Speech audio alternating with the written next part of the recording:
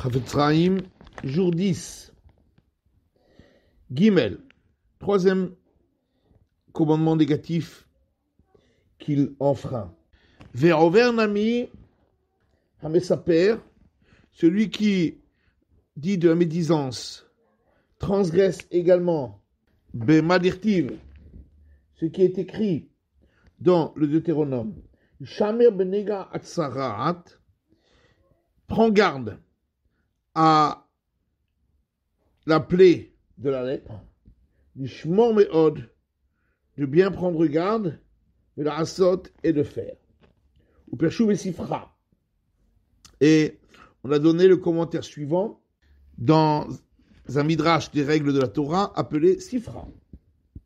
Moi j'ai katva la Torah l'ishmor meod, que lorsque la Torah a écrit de bien prendre garde, à Kavana chez l'Olish Koach, ça veut dire de ne pas oublier, de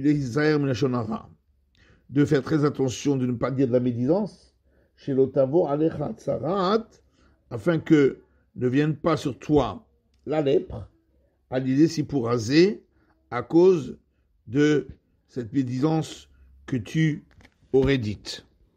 Dalet, quatrième transgression, Vovernami Amesaper, également celui qui parle de la médisance, vers Mekabel, et celui qui accepte sur lui cette médisance qu'il entend, enfreint également, belave l'interdit de l'ifner à hiver au titan mirchol, de ne pas placer un piège devant un aveugle, c'est-à-dire de ne pas entraîner quelqu'un à transgresser les lois de la Torah. Car chacun des deux, celui qui parle et celui qui écoute, a mis un piège devant l'autre, afin qu'il transgresse les interdits de la Torah. Par contre, il y a une différence entre celui qui parle et celui qui écoute à ce niveau-là. Celui qui parle, au verbe lavzé, il enfreint cet interdit, rabim muatim, que ce soit si ceux qui écoutent sont nombreux ou peu nombreux.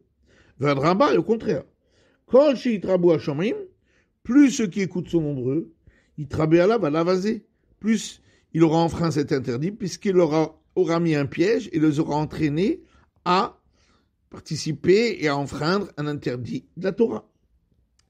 Il aura placé un piège devant beaucoup de personnes. Par contre, c'est différent pour celui qui écoute. Il est possible qu'il enfreigne cet interdit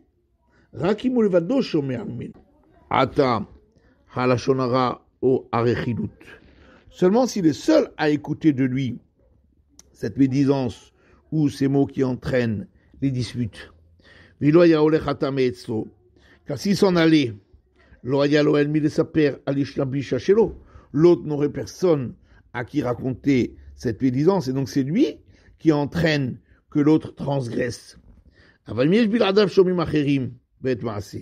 Mais si à part lui, il y a encore d'autres personnes qui l'écoutent lorsqu'il parle, peut-être que celui qui écoute n'enfreint pas cet interdit-là, mais seulement les autres interdits qu'on a explicités dans ce chapitre d'introduction.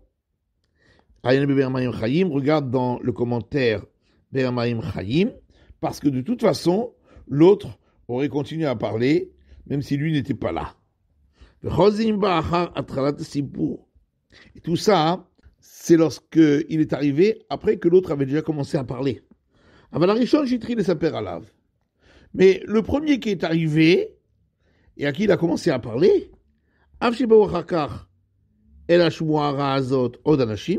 même si après d'autres personnes se sont rajoutées pour venir écouter ces mauvaises paroles, c'est évident que celui qui est venu en premier, il transgresse cet interdit dans tous les cas. Parce que c'est à cause de lui que l'autre a commencé à enfreindre et à parler de la médisance. Et